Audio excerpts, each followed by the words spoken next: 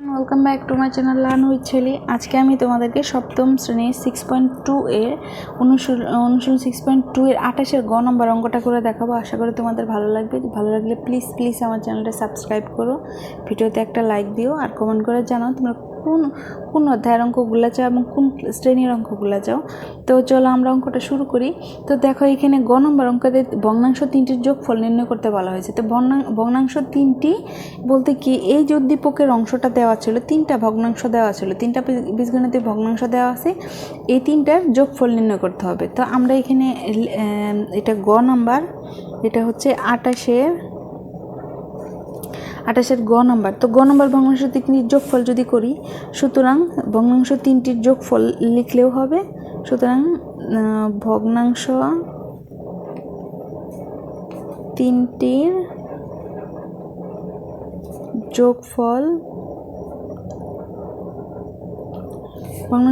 যোগফল ইকুয়াল যোগফল কী ছিল? ভগ্নাংশ একটা ছিল x প্লাস ওয়াই, এটা প্লাস যোগফল করতে বলা হয়েছে। আর একটা হচ্ছে x মাইনাস 4y, আর একটা হচ্ছে যে ওয়াই যেহেতু যোগ করতে বলছে প্লাস চিহ্ন দেব, x square minus 3xy minus 4y square.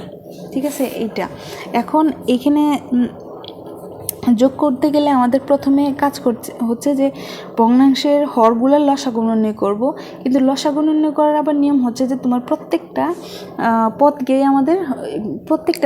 আমাদের উৎপাদক আকারে লিখতে হয়। দেখো এইটাকে উৎপাদক আকারে ভাঙানো যায় না, এটা ভাঙা যায় না, কিন্তু এটাকে কিন্তু ভাঙানো যায়। আর এইটা অলরেডি আমরা ক নম্বরে করছি, তো সেটা থেকে আমরা কিন্তু এটা লিখে দিতে পারি। তো এটাকে x by x plus y plus x by x minus 4y plus y by, যেহেতু আমরা ক নম্বরে করছি, তো ক নম্বরের অ্যান্সার থেকে আমরা এখানে জাস্ট এইটুকের অ্যান্সারটা এখানে নামাই। ক নম্বরের অংশটা ছিল x plus y into x minus 4y, এটা ছিল হচ্ছে আমাদের এতটুকু ক নম্বরে অ্যান্সার করছিলাম। তো এখন কিন্তু আমরা এখানে কি করতে পারি, এইভাবে লসাগু করতে পারি, কারণ এখানে সবগুলোর এই যে তিনটা হরেরই উৎপাদক আকারে প্রকাশ করা হয়ে গেছে। তো লসাগু করতে গেলে আমাদের কমনের একটা, আনকমনের সবগুলা, অর্থাৎ এক্স প্লাস ওয়াই, এখানে এক্স প্লাস ওয়াই এই দুইটা কিন্তু আমাদের কমনের একটা নিব, এক্স প্লাস ওয়াই নিলাম। আর এখানে এক্স মাইনাস 4y, এই যে এক্স মাইনাস 4, এই দুইটা পদ থেকে দুইটা কমন, তো দুইটা থেকে একটা নিব, এক্স মাইনাস 4y। তো এখানে এই যে এক্স প্লাস ওয়াই এটা চলে গেলো, থাকলো কি এখানে, কারণ হচ্ছে এরপরে লসাগু করার পর আমাদের করতে হয় যে প্রত্যেকটা ভগ্নাংশ হর দ্বারা ভাগ করবো। তাহলে এক্স প্লাস ওয়াই দিয়ে এটাকে যদি তুমি ভাগ করো, এক্স প্লাস ওয়াই চলে যাবে, থাকবে কি এক্স মাইনাস 4y দিয়ে এই যে উপরে লব আছে তাকে গুণ করব, অর্থাৎ x into x minus 4y, আর এখানে প্লাস চিহ্ন আছে প্লাস। তো এক্স মাইনাস 4y দিয়ে এই যে লসাগুটা আছে এটাকে ভাগ করার পর যা থাকবে সেটা দিয়ে আবার লবকে গুণ, অর্থাৎ এই এক্সকে গুণ, এক্স মাইনাস 4y দিয়ে যদি ভাগ করি, এক্স মাইনাস 4y চলে যাবে, থাকবে হচ্ছে এক্স প্লাস ওয়াই।